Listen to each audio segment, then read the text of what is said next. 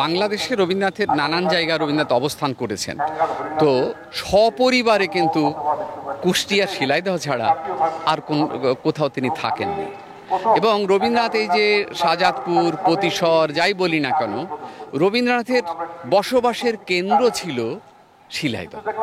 এবং এখানে পদ্মাকে অসম্ভব ভালোবাসতেন, একদম প্রেমিকের মতো পদ্মাকে ভালোবাসতেন, যেন পদ্মা যেন এক নারী, সেইভাবে ভালোবাসতেন।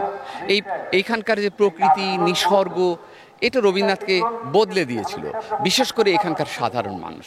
এবং তারা আমরা 2 বিঘা জমি, পুরাতন ভৃত্য, শাস্তি গল্প, এইসব গল্পের মধ্যে যে সমস্ত চরিত্রগুলো পায় না, সেগুলো একদম প্রান্তিক মানুষ, সমাজের তলায় থাকা মানুষ। সেই মানুষের সন্ধান রবীন্দ্রনাথ শাহজাদপুরে এসে পেয়েছিলেন। এবং শাহজাদপুরে এসেছিলেন বলেই ওই রকম অসাধারণ সব গল্প তিনি লিখতে পেরেছিলেন। আর আজকে এই শিলাইদহ যে এত গুরুত্বপূর্ণ, সেটা রবীন্দ্রনাথই তো বুঝিয়ে দিয়েছেন। সেটা তার লেখার ভেতর দিয়ে সবচেয়ে বেশি রচনা বাংলাদেশে যেখান থেকে লিখেছেন সেটা তো শিলাইদহ থেকে। এবং গীতাঞ্জলির কবিতা, যা দিয়ে পরবর্তীকালে ইংরেজিতে রূপান্তরিত হয়ে নোবেল পুরস্কার এলো। সুতরাং এই সমস্ত রচনা রবীন্দ্রনাথের এই শিলাইদহে। আর রবীন্দ্রনাথ এখানে একটা গৃহবিদ্যালয় করেছিলেন, যেটা তুলে নিয়ে গিয়ে শান্তিনিকেতনে ব্রহ্মাশ্রম বিদ্যালয় করা হলো 1901 সালে। সুতরাং এইসব বিবেচনার দিক থেকে, রবীন্দ্রনাথের অবস্থানগত দিক থেকে, রবীন্দ্রনাথের সাহিত্য রচনার দিক থেকে শিলাইদহ অনন্য একটা উচ্চতায় রয়েছে বলা যায়। এবং রবীন্দ্রনাথ শিলাইদহের কথা কখনো ভুলতে পারেননি, পদ্মার কথা কখনো ভুলতে পারেননি।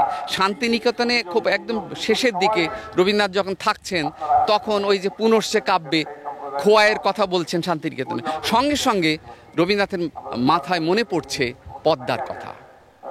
সুতরাং রবীন্দ্রনাথ দূরে থেকেছেন, কিন্তু রবীন্দ্রনাথের মন পড়ে থাকতো এই বাংলাদেশের হৃদয়ে, এই বাংলাদেশের হৃদয় যেখানে, সেই শিলাইদহে। এইটা তো আমাদের খুব বেদনার কথা যে এখানে বিশ্ববিদ্যালয় হওয়ার কথা, বঙ্গবন্ধুর ঘোষণা ছিল, সেটা আমরা পাইনি। এবং আমরা লক্ষ্য করি যে এখানে যে সমস্ত স্থাপনাগুলো আছে, বিশেষ করে কাচারি বাড়ি, সেটা পুরোপুরি ভেঙে পড়ছে।